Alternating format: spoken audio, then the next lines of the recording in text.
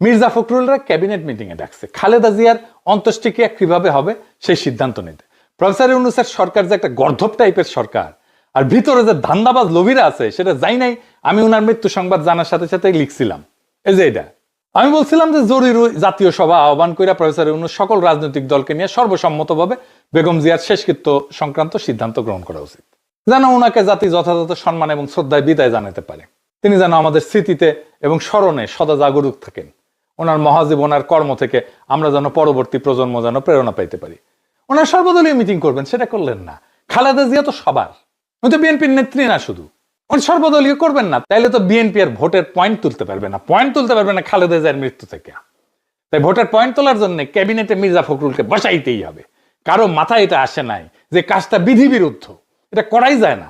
সবার তো ধান্দা আছে, প্রফেসর ইউনূসে ধান্দা হইতেছে তারেক রহমান প্রেসিডেন্ট বানাবে, তারে কাউরে মন্ত্রী বানাবে, কাউকে উপদেষ্টা বানাবে, কতজনের কত স্বপ্ন। এই এত বেশি স্বপ্ন দেখতে দেখতে বুড়া বয়সে এই কাজ করে ফেলেছে।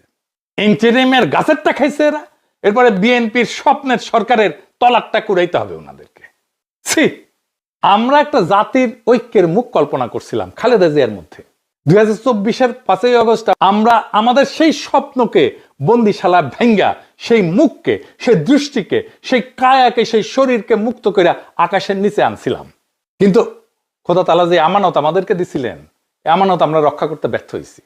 কিছু মানুষের লোভে, তার দলের ধান্দায়, যাকে আমরা সমস্ত বাংলাদেশের জন্য মাথার ছাতা করতে চাইছিলাম, তারা তাকে কুক্ষিগত করছে নিজেদের নিজ স্বার্থে। যে মুখে ইনসাফ এবং হকের আলো দেখার কথা ছিল, সেখানে তারা আইকা দিছে দলের দাগ, ছাপ্পা লাগাই দিছে, সত্যের উপরে মিথ্যার সিলমোহর লাগাই দিছে। তিনি আজকে দুনিয়ার সব সীমানার ঊর্ধ্বে। নির্ভরতার সেই দৃষ্টি মিলছে মহাকালের প্রান্তে। বেঁচে থাকলে লোভীদের এই ফিতনা এবং জুলুম দেখা তিনি নিজেই ঘৃণায় মুখ ফিরায় নিতেন। খোদা তাআলা সর্বোত্তম পরিকল্পনাকারী, তাই উনাকে এই নোংরামি দেখতে হয় নাই। এই সৃষ্টিকর্তা তাকে আপনার রহমতের ছায়ায়, শহীদের মর্যাদায়, নিকটবর্তী সম্মানিত স্থানে অধিষ্ঠিত করেন আর আমাদের হকের পক্ষে অবিচল রাখেন। খালেদা জিয়া অমর হোক,